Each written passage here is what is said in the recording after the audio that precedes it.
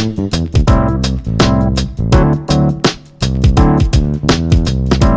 TunePocket.com.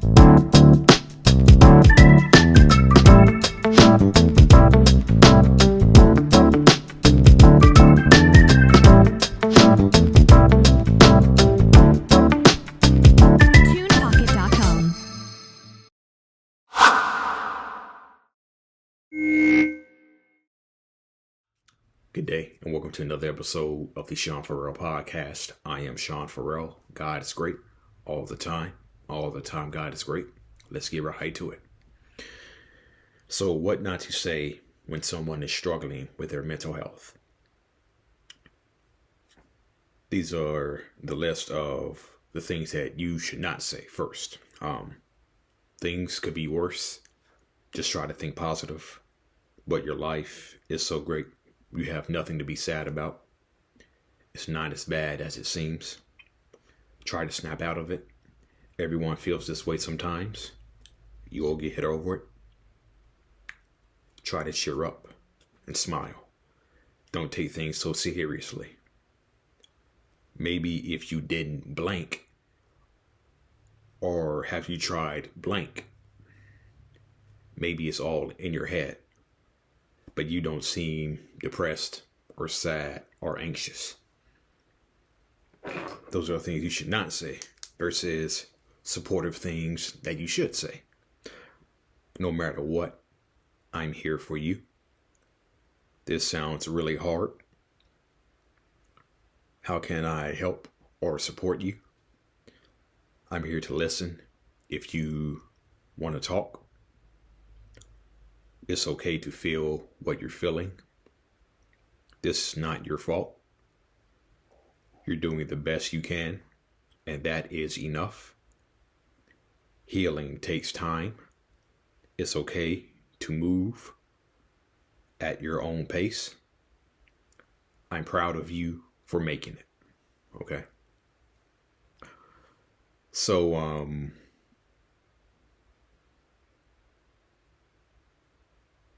one of the other common things that people say,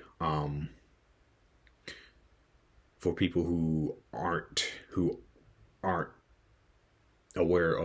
fully aware of how mental health issues affect people. One of the things that is commonly said that is the wrong thing to say is, I know how you feel. I feel what you're going through. And of course, that's going to be a turnoff for anybody who's dealing with depression, anxiety, or thoughts of suicide. And more often than not,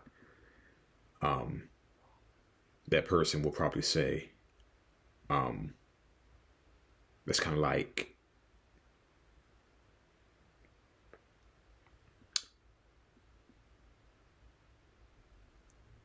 it's like you're saying you understand what they feel. And no. Sadness and depression are two different things. Depression is it's like being stuck in a dark pit of hell that you cannot escape from, that you feel like that you can't escape from for days, weeks, months, or probably years. Okay. So, if a person who has been depressed for a week or two, comes to you and say, hey, I've been really feeling down, feeling depressed, about some things. And, you just say, cheer up, loosen up, it'll get better.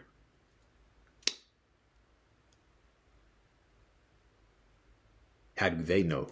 The person who's depressed, how do they know that it'll get better?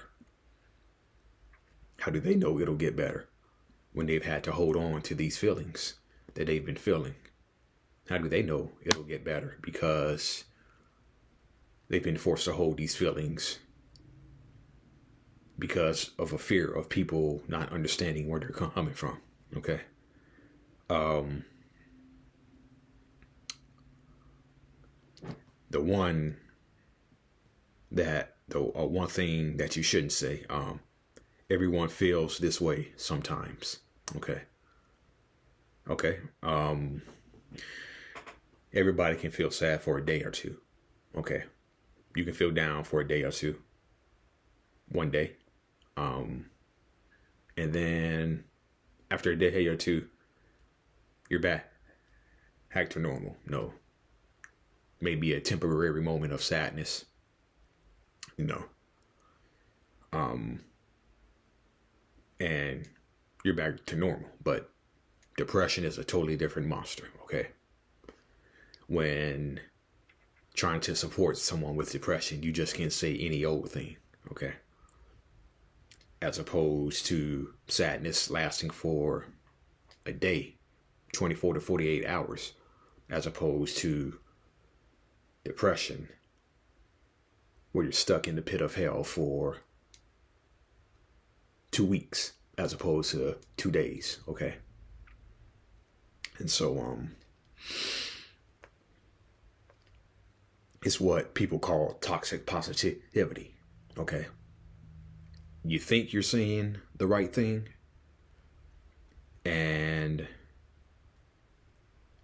but you're actually not, because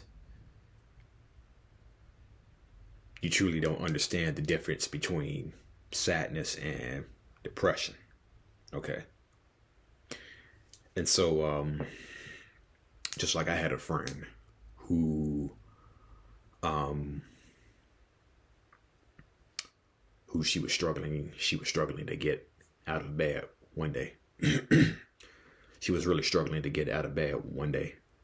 And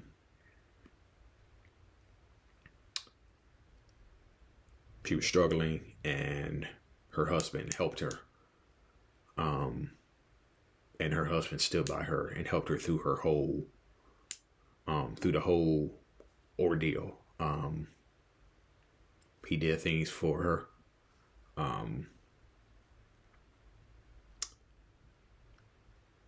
So her husband really helped her through the rough time that she was going through, which lasted for about, I believe it took like a full week for that to disappear, for that depressive feeling to disappear. Yeah. But I don't think sadness sneaks up on you as excuse me. My voice is kind of a little bit rough. I don't think that I don't think that depression, no, I don't think that sadness doesn't sneak up on you. Sadness doesn't sneak up on you. And, but depression can sneak up on you without warning. Okay. It doesn't even have to be a clear trigger. It can just sneak up on you without warning, randomly. Okay. So, but you don't seem depressed, sad, or anxious, okay? Okay. Well, just ask Robin Williams, who had everything that. Just ask Robin Williams, but you don't look sad, depressed, or anxious. Just ask Twitch. You don't look sad, depressed, or anxious. Okay. Just ask Isabel Thomas, who recently ended her life by suicide, but you don't look sad, depressed, or anxious. Okay. And so yeah, just remember these things: what to say versus what not to say. Okay. And so what not to say often happens because of a lack of understanding with mental health. Okay. And so the best way to not say these things of what not to say is just by learning about it, educating yourself, knowing what to say, knowing what not to say. Okay. And that'll make all the difference in the world. Because if you say the right things,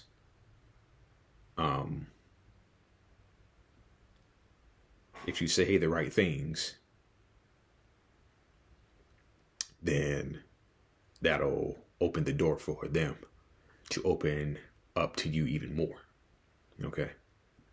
And so learn what not to say, which is also referred to as toxic positivity, versus what to say.